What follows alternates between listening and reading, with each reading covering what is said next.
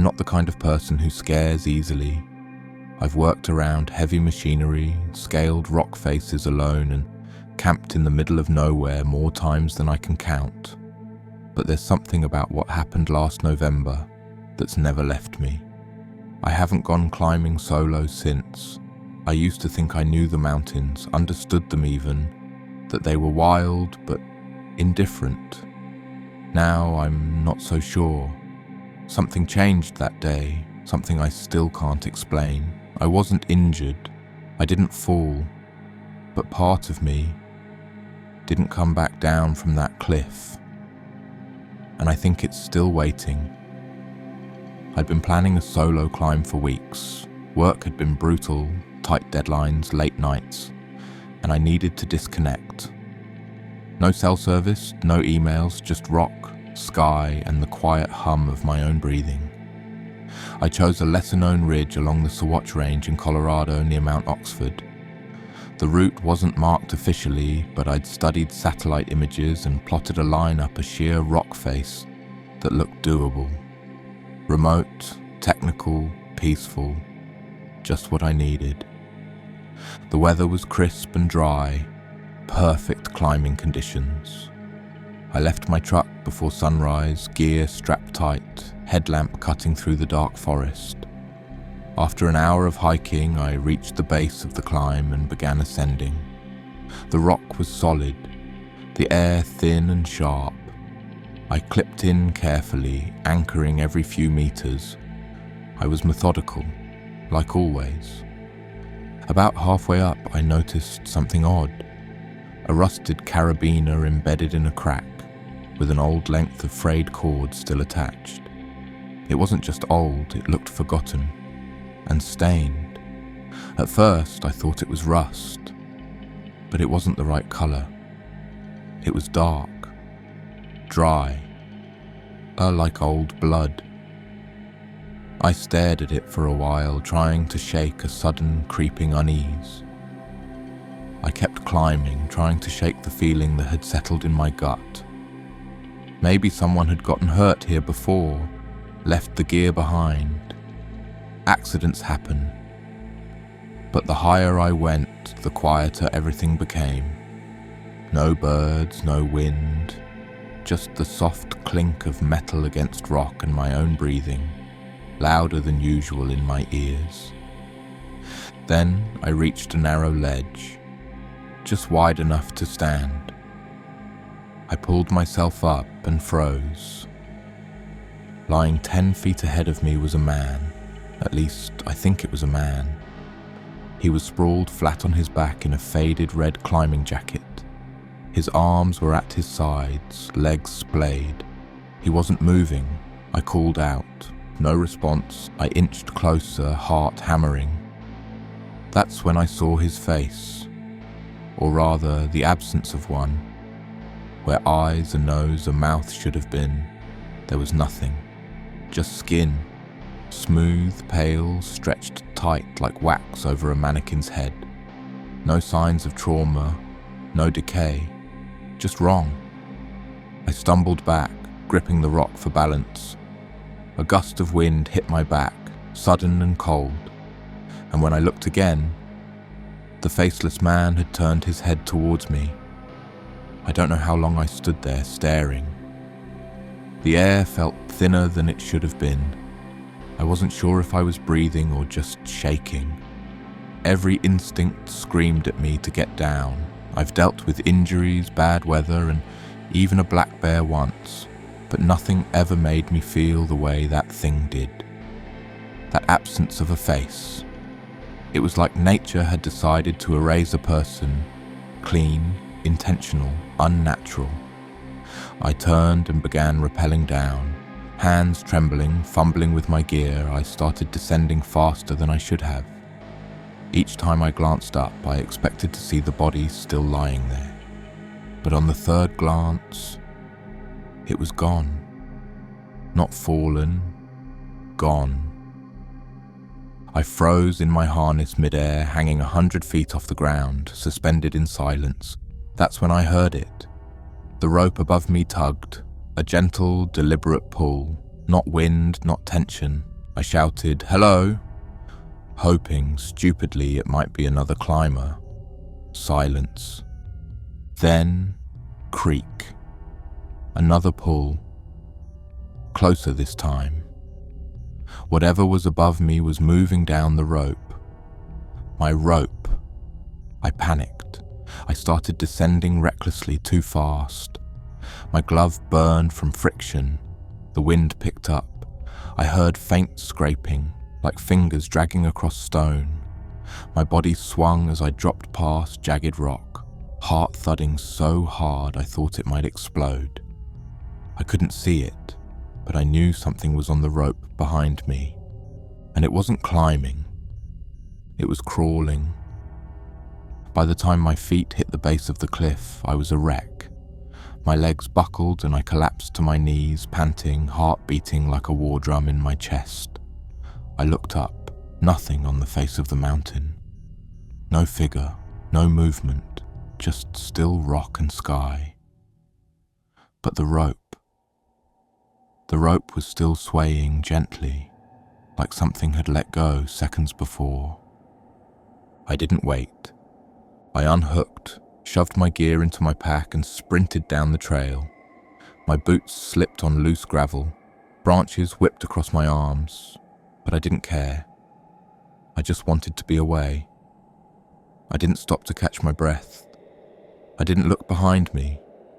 The forest seemed quieter than before, too quiet, like the trees were listening. When I finally reached the parking area, my truck was the only vehicle there. Of course it was. I threw everything in the back, peeled out of the lot, and didn't stop driving until I hit cell service again. I didn't call anyone. I didn't report anything. I didn't even tell my closest friends. What was I supposed to say? But the worst part didn't happen on the mountain. It happened 3 days later. I was reorganizing my climbing gear in the garage, trying to convince myself I'd imagined everything. That's when I found it, a carabiner I didn't recognize, at the bottom of my pack. Old, rusted, with a faint reddish-brown smear across the latch. I hadn't taken anything with me. I know I hadn't. And yet there it was, the exact one I saw jammed into the rock that day. As if someone or something had given it back, or worse, followed me home. I haven't gone climbing since. Sometimes I wake up in a cold sweat, thinking I'm still hanging from that cliff, the rope tightening behind me. Other nights I dream I'm back on that ledge, and the faceless man is standing now, arms outstretched, waiting for me to come closer. I've tried convincing myself it was altitude sickness, stress, a waking nightmare. But every time I look at that rusted carabiner sitting in a sealed box in my closet, I know I didn't imagine it. Whatever I saw up there, it wasn't meant to be found. So if you're planning to climb solo, especially in places no one's touched in years, don't. Stick to the roots. Bring a partner. Leave a trace. Because sometimes the mountain doesn't want you there, and sometimes something else is already waiting for you, and it never, ever climbs alone. Most people think the scariest part of mountain climbing is the height, or maybe the cold or falling rocks, but they're wrong. The scariest thing is the silence. Because when you hear something in a place that should be completely still, you start to realize you're not alone. Last fall, I went climbing with 2 close friends through a remote canyon in the Wind River Range. It was supposed to be our last trip before winter. Peaceful, isolated, safe. We thought we were the only ones out there, until we heard a voice call out from the canyon. A voice that wasn't ours. It was late October when we decided to go. Me, Eric, and Leah. The weather had already started to turn, but there was still a narrow window before the snow made climbing too dangerous. Eric had found a lesser-known trail through the Wind River Range in Wyoming. Rugged, remote, and barely touched by other climbers. It sounded perfect. We were all experienced, plenty of multi-day hikes and alpine climbs between us. We packed light but smart, ropes, helmets, thermal layers, headlamps, a satellite phone in case things went sideways. It was supposed to be one of those trips where the challenge made the view that much more rewarding. And for the first day or so, it was exactly that. The route took us through a deep canyon carved by glacier runoff, narrow, steep, and echoing with every word we spoke. At one point, we took turns shouting our names into the canyon, laughing as the echoes bounced back. It was stupid, childish fun, the kind you only really allow yourself when you're off-grid and completely alone. Or so we thought. It wasn't until we heard the voice that wasn't any of ours, calling my name, that we realized we weren't as alone as we believed. At first, we thought it was just the echo playing tricks on us. Sound does weird things in places like that, bouncing off jagged walls, twisting and warping. But then it called out again, and this time there was no mistaking it. The voice was deeper, slower, almost metallic. It dragged out my name, Tyler, in a way that didn't sound like any of us, and certainly not like an echo. We all went quiet. I looked at Eric and Leah, expecting one of them to laugh or admit to the prank. Neither did. Eric's face had gone pale. Leah shook her head slowly. Then the voice spoke again, but this time it said Eric's name, and then Leah's. Exactly once. Each name slow and deliberate, always in the same strange, unnatural tone. It wasn't coming from a specific direction. It felt like it was coming from inside the canyon itself, like the rocks were whispering back to us. We didn't call out anymore. We just stood there, listening, waiting for it to happen again. But it didn't. We chalked it up to the wind, or maybe a fluke in the echo pattern. Still, something in our group dynamic shifted after that. The laughter didn't come back. By late afternoon, the weather started to shift, wind picking up, the temperature dropping fast. The canyon narrowed into a series of tight passes, and the rock got slick with frost. We pushed forward, hoping to make it to a flat clearing Eric had marked on the map, but somewhere along the way, we lost track of each other. It happened quickly. Leah went ahead to scout a steep slope. Eric lingered behind, adjusting his gear, and I was somewhere in the middle. The fog rolled in fast, swallowing the canyon walls. I shouted their names, no response, just echoes and wind. I waited at a junction, hoping they'd circle back. Instead, I heard footsteps behind me, soft, steady crunches on the gravel. I turned, expecting to see Eric, but no one was there, just fog and rock. I kept moving, heart pounding, flashlight cutting through the gloom. Eventually, I found a narrow crevice beneath an overhang, just big enough to crawl into and wait out the cold. I settled inside, hugging my knees, trying to calm myself. That's when I heard it again. Laughter, not loud, not frantic, just a quiet, rhythmic chuckle, like someone trying not to laugh too hard. It came from behind the wall of rock, too close, too real. I held my breath, afraid to move, afraid to blink. Then came the whisper, Tyler.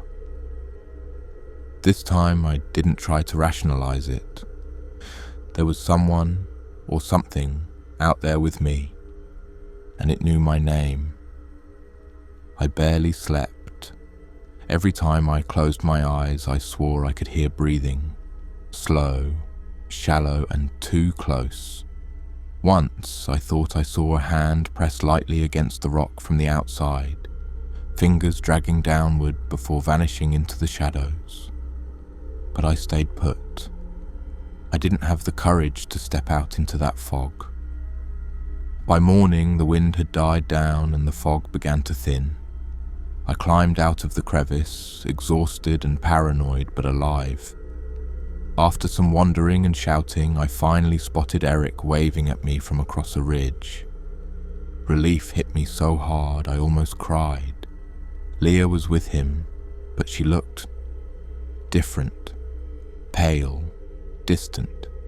She said she'd slept through the night and didn't remember hearing anything unusual. Eric hadn't seen or heard the voice either, just thought we got separated in the fog. We chalked it up to bad luck and worse weather. It wasn't until we got home that the final piece dropped. Eric had been recording most of the trip with his GoPro. While reviewing the footage, he paused at a clip near the end, one he didn't remember taking. In the video, I'm standing alone in the canyon, staring directly at the camera, expressionless, silent, and behind me, half hidden in the rocks, is a shape, tall, thin, its outline barely visible. The timestamp on the clip, 3:17 a.m. That's the exact time I was huddled inside the crevice, paralyzed with fear. I swear I never left that space. I swear I never looked into that camera. But there I was, recorded, staring as if I'd become something else. Or worse, something else had worn my skin. I've gone climbing since then, but never alone, and never anywhere near that canyon. Sometimes I wonder if we really made it out, or if part of me is still there, staring into that camera, waiting. I deleted the video, or at least I tried to. But Eric swears it shows up again every time he reformats the SD card. Same file, same timestamp, same blank stare. Leah doesn't talk about the trip anymore. I don't blame her. So here's my advice. If you ever find yourself in a remote canyon and you hear a voice calling your name in a place where no one should be, don't answer. Don't call back. Don't acknowledge it. Some echoes don't come from your voice. Some things in those mountains aren't meant to be found. And if you hear a third voice that doesn't belong to anyone in your group, leave immediately. I've climbed dozens of mountains alone, slept under the stars, faced blizzards, even had a close call with a black bear once. But none of that ever scared me like this did. What happened in Montana last winter wasn't an injury, a storm, or even a fall. It was something else. Something I still don't have a name for. I came back with all my gear, no broken bones, no frostbite.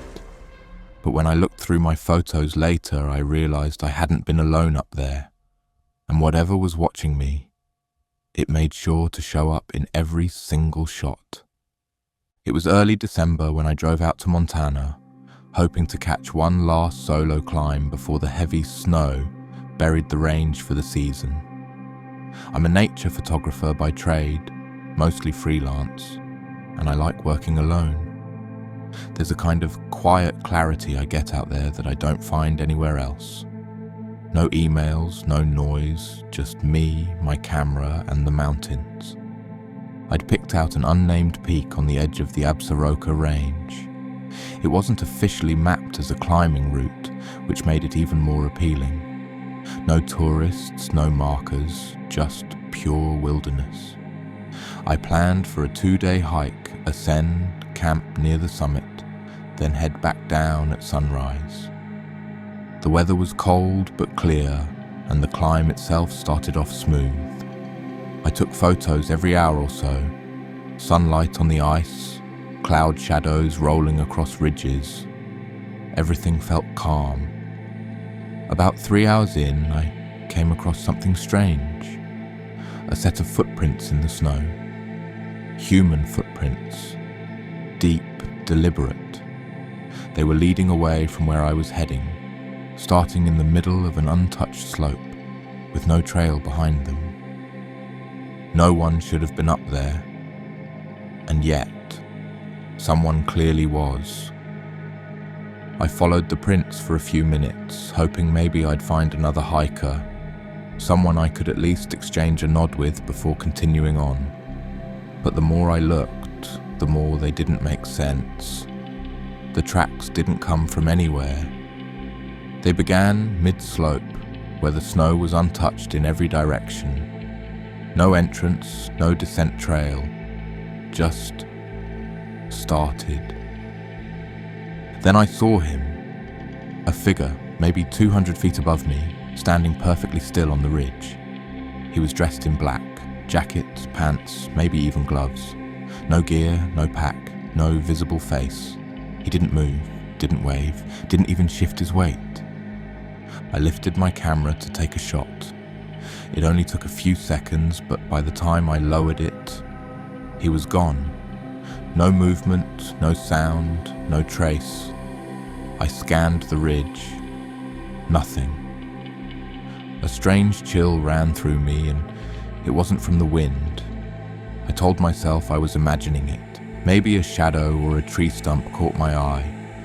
But deep down, I knew I'd seen someone. Someone standing where no one should have been able to get to. I should have turned back then, but I didn't. I kept climbing. The higher I climbed, the more uneasy I felt. The silence had changed. It wasn't peaceful anymore. It was expectant, like the mountain was holding its breath. I reached a flat outcropping just before the final ascent and decided to rest. I took a few wide shots of the ridgeline. When I zoomed in to review them on my camera screen, my stomach twisted. In one photo, barely visible between two jagged stones, was him. Same black clothing, same motionless posture, just standing there. But what made my skin crawl was the angle. I had taken the photo facing south, the opposite direction of where I'd seen him earlier. I stood up, scanned the horizon. No one, just cold air and distant peaks. I pressed on, half out of denial, half out of stubbornness. I crested a slope and looked up at a nearby summit, and there he was again, standing higher than me in the same exact stance. There was no way he could have gotten there. Not unless he was flying. I called out, "Hey!" Nothing. I waved. No response. I took another photo, looked down for just a second, and when I looked back, the summit was empty. I felt like I was being watched, constantly. No matter where I turned, I expected to see that figure just above me. Somehow always one step ahead, always higher. I wasn't just climbing a mountain anymore, I was climbing toward him. I decided to turn back. I'd gone far enough, and whatever was happening, it wasn't natural. I didn't want to camp up there anymore. The sun was starting to dip, casting long shadows across the snow. As I began my descent, I glanced behind me. He was still there, now much closer. Maybe 50 feet above, standing at the edge of a narrow ridge, his silhouette stark against the sky. Still no face. Still no movement, just watching. I moved faster, nearly slipping on the icy slope. Every few minutes, I checked over my shoulder. He never followed, but he never disappeared again either. He was always just there, staring. When I finally reached the base camp clearing, I forced myself to take one last photo before leaving, just to prove to myself he wasn't real. I aimed the lens at the upper ridge. Click. Nothing. I hiked down in silence, head spinning. No more figure, no more footsteps, just cold air and the crunch of my boots. Back home, I plugged in my camera and uploaded the files. Every landscape shot had him in it, sometimes in the corner, sometimes barely visible between trees or rocks. Once, he was reflected in a frozen lake, closer than I remembered being. But the final photo, the one I took before leaving, he wasn't on the ridge, he was in the foreground, closer than ever, facing the camera. No face, no features, just a black void where a head should be, and somehow, a second shadow behind me. I was alone when I took that photo. I know I was. I haven't gone climbing alone since. I still take photos, but never in remote places. Never without people around. Sometimes, late at night, I go through the old files again, trying to convince myself I imagined it. But he's still there, in every shot. Always higher, always watching. I've tried deleting the photos, they come back. I've tried destroying the SD card, didn't work.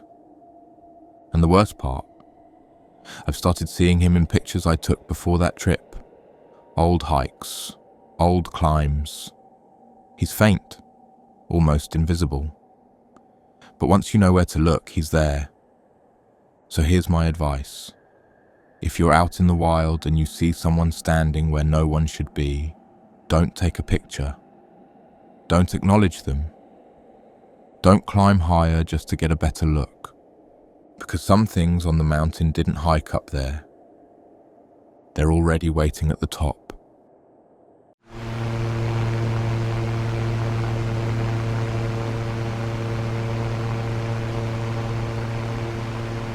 I know I shouldn't have stopped at a rundown motel in the middle of the night, but my car was dying, and I didn't have another option. The main hotels were all booked, and the only thing with a vacancy sign was a flickering neon Pinewood Inn just off the highway. It looked abandoned from the outside, half its lights dead, the paint peeling off like old skin. But I was too tired to care. I just needed 4 walls and a bed. Nothing fancy. I didn't realize until later. I wasn't the only one staying in room 9 that night. The front office of the Pinewood Inn looked like a time capsule from the 70s. The air inside was thick with the scent of dust and stale coffee. Behind the desk sat a middle-aged woman with thinning hair and a cigarette dangling from her lips. She didn't look up until I cleared my throat. "Only got 1 room left," she muttered. "Room 9, end of the row." I asked if it was quiet. She paused, then said, "Sound travels in that room. If you hear anything strange, just ignore it." Her words stuck with me as I walked across the cracked pavement toward the room. The place was eerily silent. No other cars, no sign of life. Room 9 sat at the very end, tucked beneath a flickering security light that buzzed like a dying fly. The key was an old brass thing on a faded tag. When I pushed open the door, a sour smell hit me, something between mold and bleach. The carpet was stained, the mattress sagging, and the curtains half hung on their rod. But I was exhausted. I locked the door, threw my bag on the chair, and told myself I'd be gone by morning. I didn't expect to survive the night. I was half asleep when I heard it. A soft, rhythmic tapping, 3 knocks, then silence. It was coming from the wall behind the bed. I sat up and listened, heart rate picking up. Another knock, slightly louder this time. I tried to dismiss it, probably pipes, or the building settling. But then I heard something else. A whisper, low and breathy, like someone murmuring just behind the wall. I couldn't make out the words. I got up and checked the window. No cars outside. The rooms next door were empty. I was the only guest on this end of the motel. When I turned back toward the room, the television screen flickered on, even though I never touched the remote. It flashed static for a few seconds before cutting to black. My nerves were shot. I paced around the room, trying to ground myself. That's when I noticed a piece of paper jutting out from under the bed. I crouched and pulled it free. It was a scorched photograph, an older teenager or young adult, face pale and eyes hollow.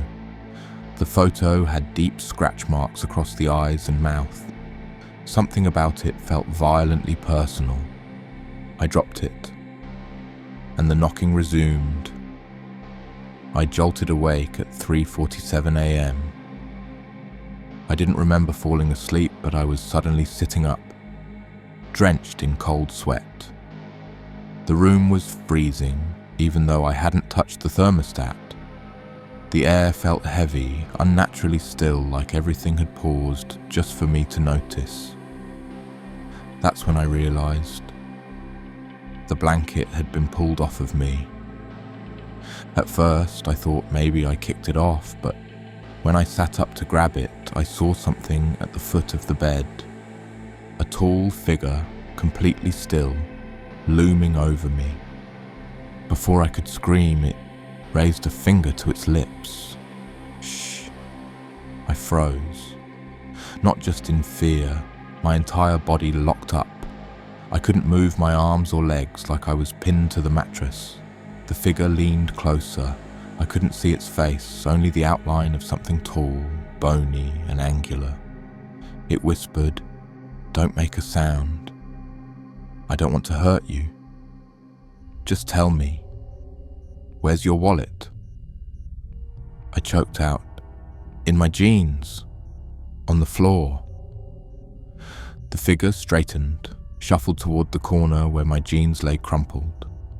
I heard it rustling through my pockets, then the quiet zip of my wallet being opened. It asked, "What else is in here?" I didn't answer. I couldn't. A moment later, it said nothing more, just left. I heard the door creak open, then shut again. I lay there for several minutes, heart pounding, afraid to even move.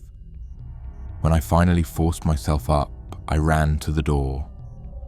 The lock was still jammed, but the chain had been snapped clean off. That thing didn't break in. It had already been inside. I didn't sleep after that. I sat in the corner of the room, knees to my chest, eyes locked on the door, waiting for something, anything, to happen. Every creak of the old building sounded like footsteps. Every gust of wind felt like breath on the back of my neck. I kept telling myself I had imagined it, but the empty wallet on the floor said otherwise. At first light, I grabbed my stuff and practically sprinted out of room 9. I didn't even bother to check out properly. I just tossed the keys through the slot in the locked front office door and ran to my car. But before I could leave, I stopped at the gas station near the highway to fill up. I looked like hell, sweaty, pale, eyes bloodshot. The clerk, a woman maybe in her 40s, glanced at me and said, "You staying at the Pinewood?" I hesitated, then nodded. "Room 9, I muttered. Her face went blank, then she leaned in and whispered, "That place shut down last year. They found someone dead in the wall. Maintenance guy noticed the smell. Turns out it was a drifter who tried to hide in the crawl space. Got stuck. Took days for them to even realize." I told her that couldn't be right. I had checked in, gotten a key, spoke to the woman at the desk. She shook her head slowly. "There's no woman. The front office has been boarded up since the fire." My hands started to shake. I looked down at my palm, still holding that old heavy motel key. I hadn't left it behind. Somewhere between room 9 and my car, it came back with me. I didn't go back to the motel. I didn't call the police. I didn't want to know anything more. I drove straight home and threw the key into a river on the way, hoping that would be enough. For weeks afterward, I couldn't sleep in silence. Every creak in my apartment made me jump. I kept the lights on. I taped the door shut at night, and even then, sometimes I'd wake up to find my blanket folded neatly at the foot of the bed, like someone had been there again, watching, waiting. I never figured out what really happened in room 9. I don't care to. But if you're ever on a lonely road and you see a cheap motel that looks like it's barely standing, keep driving, no matter how tired you are. Some places aren't abandoned because they're empty. They're abandoned because something never left. The snowstorm came out of nowhere. I was driving back to Chicago after my grandmother's funeral when the highway shut down completely. Zero visibility, every exit blocked. The only option I had was an old roadside motel called Mid-Pines Motor Lodge, just barely visible through the whiteout. It looked deserted, like no one had stayed there in years. But the neon vacancy sign was on, flickering in red. I told myself it was just one night. A warm bed, a locked door, then gone by morning. I didn't realize.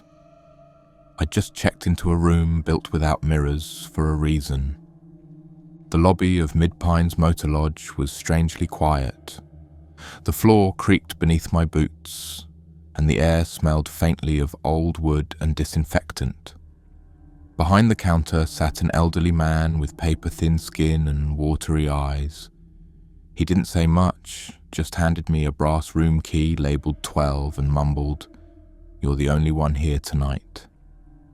As I glanced around, something felt off. There were no mirrors anywhere. Not behind the counter, not near the vending machines, not even in the little restroom off to the side. "You guys don't have mirrors?" I asked, half joking. The old man didn't laugh. He just looked up and said, "We got rid of them. Stopped showing what they were supposed to." I brushed it off, assuming it was some weird local humor. I took the key and trudged through the snow to room 12, the last one at the far end of the building. Inside, the room was basic: queen bed, nightstand, old TV, bathroom to the right. But what caught my eye immediately was a long curtain covering something on the wall across from the bed. I had a sinking feeling I already knew what it was hiding. I tried to ignore the curtain at first, but curiosity got the better of me. I pulled it aside and found exactly what I suspected: a mirror. Large, rectangular, and cracked straight down the center. Someone had attempted to fix it with strips of black duct tape, but the glass still shimmered unevenly, like water disturbed. The moment I looked into it, something felt wrong. My reflection was there, but it wasn't quite right. My movements were just a touch delayed, like a badly synced video feed. I leaned in. So did it, but it moved smoother than I did. Too smooth. Uneasy, I covered the mirror again and tried to go about my night. But the air felt heavier now, like something else had entered the room. Around midnight, I started hearing a faint tapping. It wasn't from the door or window. It was coming from behind the curtain. Then I heard a whisper, almost like my own voice, but tired, hollow, drained. "Let me take your place, just for a while." I didn't move. I didn't even breathe. The mirror had gone quiet again, but I could feel it. Something on the other side was watching. and waiting. I woke up suddenly, heart pounding, with no idea why. The room was dark, pitch black, not even the standby light from the TV. I reached for the lamp, but it wouldn't turn on. Nothing worked. It felt like the power had been cut, or worse, like time had stopped. That's when I noticed it. The curtain had been pulled aside again. The mirror was fully exposed. I knew I'd covered it. But now, it wasn't cracked. The tape was gone. The glass looked flawless, polished, perfect. Too perfect. I sat up slowly, staring at my reflection. It stared back, but didn't breathe, didn't blink, didn't twitch. Then it smiled. I didn't. I stood, and it stayed seated. Then, as if relaxing after a long wait, my reflection stood up slowly, its movements just a bit too fluid, too graceful. It raised one hand to the glass and pressed against it. The surface rippled like water. "You're tired," it said in my voice softly. "I can live for you. Just sleep." I backed away, legs trembling. It stepped forward inside the mirror, pushing harder. Fingers began to emerge, long, greyish, almost rubbery. In panic, I grabbed the metal trash can and hurled it at the mirror. The glass shattered, exploding in a rain of sharp fragments. The figure vanished in an instant, swallowed back into the shards. But the smile, I still saw it.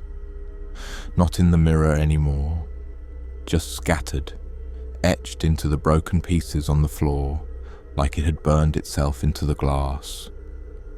I couldn't stay there another second. Something in that mirror hadn't just been watching me. It was ready to take my place. I threw everything I had into my duffel bag, not caring if I left anything behind. I just needed to get out.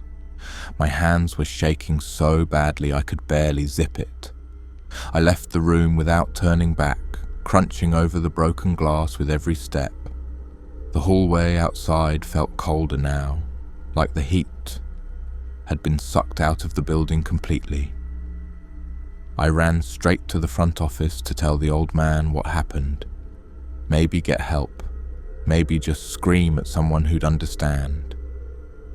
But when I got there, the door was open and the room inside was completely empty. No desk, no lamp, no chairs, just a single mirror on the far wall, shattered just like the one in my room. That's when the truth hit me. There had never been anyone at the front desk. I don't know who or what gave me the key. I sprinted to my car and peeled out of the parking lot without looking back.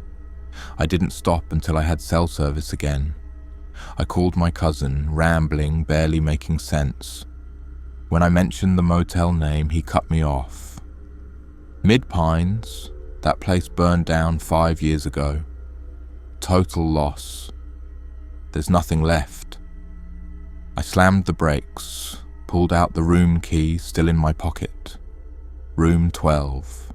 Same logo. Cold to the touch. I looked in the rearview mirror. For a moment, just a second, my reflection blinked a little too late. It stared back with a calm, knowing smile. And this time, I wasn't sure if I was the one sitting behind the wheel, or if something else had made it out of the mirror instead of me. I don't stay in motels anymore. Hell, I barely sleep in rooms with mirrors. Something about them just feels wrong now. Like I'm not always the only one looking back. After that night, I smashed every mirror in my apartment. People said I was paranoid. Maybe. But sometimes when I catch a glimpse of myself in a window or the screen of my phone, I swear my reflection holds the stare a little longer than I do. So here's my advice. If you ever check into a room and notice there's no mirror, don't go looking for one. If you find a mirror that's been covered up, leave it that way.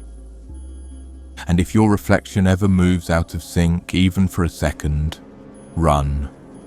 Because once something gets out of that glass, it doesn't just want to look like you, it wants to replace you. I work night shifts at a small roadside motel in rural Oregon. Nothing fancy, just a front desk, 10 rooms and the occasional stranded traveller looking for a bed. It's a quiet job most nights. But there's always been one rule I was told on my first day. Never rent out room 3. No explanation, just a thick red line drawn through it in the booking ledger and a paper sign taped to the door that reads, "Out of service." I followed that rule for over a year, until one stormy night, when a man came in begging for that exact room. It was just past 11 p.m. when he walked in, soaked from the rain, no luggage, hood up, eyes darting toward the hallway behind me. The storm outside had knocked out half the power, and the place was barely lit. He looked like he'd been running. "Just need a room," he said quickly, voice low. "Facing the lot. Preferably room 3. That made me pause. "I'm sorry, room 3 is out of service," I replied, like I always had. But the guy leaned in, urgent. "I need that room. I need the door facing the road, no neighbours. Please." He was shaking, either from the cold or something else. Against my better judgment and breaking the one rule I was told never to break, I gave him the key. He grabbed it without another word, walked straight down the hallway, and disappeared into the darkness. A strange feeling settled in my chest the moment the door shut behind him. Not guilt, unease. I stared at the monitor showing the hallway cam. The feed flickered, then went black. Room 3 had never had issues with that camera before, and something told me this wasn't a simple case of a guy needing shelter. About an hour later, I was sipping stale coffee and flipping through the motel logbook when I noticed the hallway camera for room 3 was still out. Just a black screen with faint static. I tried resetting the system twice, but the feed wouldn't come back. The rest of the cameras were fine. Just that one. Out of curiosity, I pulled up the recorded footage from earlier when the man entered. The video showed him walking down the hallway alone, slow and stiff. But the audio, that's what got me. There were 2 voices, his and someone else's. Faint but distinct, like he was talking to someone just out of frame. The second voice was low, whispery, like it was right behind him, murmuring things I couldn't quite make out. I paused the footage. My heart was pounding. The camera only showed one person entering, but there was definitely something, or someone, else with him. Then I heard it, a thud, followed by a dragging noise. From the hallway, from room 3. I stood up, every instinct screaming not to go. But I walked to the door and leaned out, listening. The light above room 3 flickered once, and then I heard it, breathing, right behind the door. I approached the door to room 3 slowly, the carpet muffling my footsteps. The breathing on the other side was steady, but wrong, too slow, too deep. It wasn't the man I'd checked in. It sounded heavier, like something with lungs too big for a human chest. I raised my hand to knock, then froze when I saw something move under the door. A shadow. Not feet, fingers, long and splayed, creeping slowly into view, like someone or something was lying flat on the floor inside, pressed up against the door. I backed away, fast. Back at the front desk, I watched the blacked-out feed, hoping for anything, even static. But then, for just a moment, the screen flickered to life. It showed room 3's door wide open, and the man standing outside of it, facing the hallway wall, perfectly still. His arms hung limp, his head tilted slightly, like he was listening. Then the screen glitched again, this time showing him standing inside the room, facing the mirror, alone. I rewound the tape 3 times. Both versions were there, like 2 separate recordings overlapped, showing 2 different realities. One where he was still outside, one where he was already inside, and yet he had never walked back out. That was when I noticed something else. In the mirrored footage, the man's reflection wasn't matching him. It smiled. He didn't. And the reflection, it started moving toward the door, leaving him behind. That's when the hallway light above room 3 exploded with a pop, and the camera went black again. I don't know what I let into that room, but I knew something else came out. By 4 a.m, I couldn't take it anymore. I had to know if the man was still in there, if he was okay, if anything was left of him at all. I grabbed the master key and made my way down the hall, flashlight shaking in my hand. The air grew colder with every step toward room 3. The carpet felt damp. The lights above barely glowed now, like the electricity was being drained. When I reached the door, it was slightly ajar. I didn't open it. I didn't have to. From the gap, I could see inside. The room was empty, bed untouched, no bags, no clothes, no sign anyone had ever been there. Except one thing, a wet footprint on the tile facing the mirror. I stepped back, shut the door without a word, and locked it. When I returned to the front desk, I checked the logbook. The entry for room 3 was gone, like it had erased itself. The key for room 3 was back on the hook. Still damp, I pulled up the security footage again. This time, there was nothing. Just the hallway, no man, no door opening, nothing at all.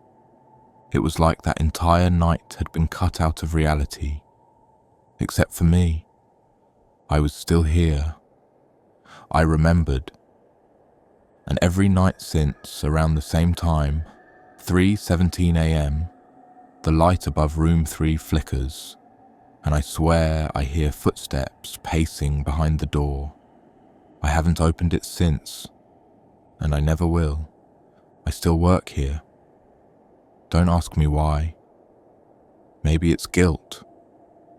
Maybe I just want to make sure it doesn't happen again. Room 3 has stayed locked since that night. I changed the locks, nailed the door shut, even covered the peephole. But every now and then, I still hear breathing on the other side. And sometimes, when I'm the only one in the building, I'll catch a glimpse of a shadow slipping past the end of the hallway. So here's my advice. If you ever work the night shift at a motel, if there's a room that's always marked out of service, don't ask questions. If the booking ledger skips a number, let it. And if someone ever begs you for a room the motel supposedly doesn't use, say no. Because once something steps into that space, it might not be the one that walks back out, and neither will you.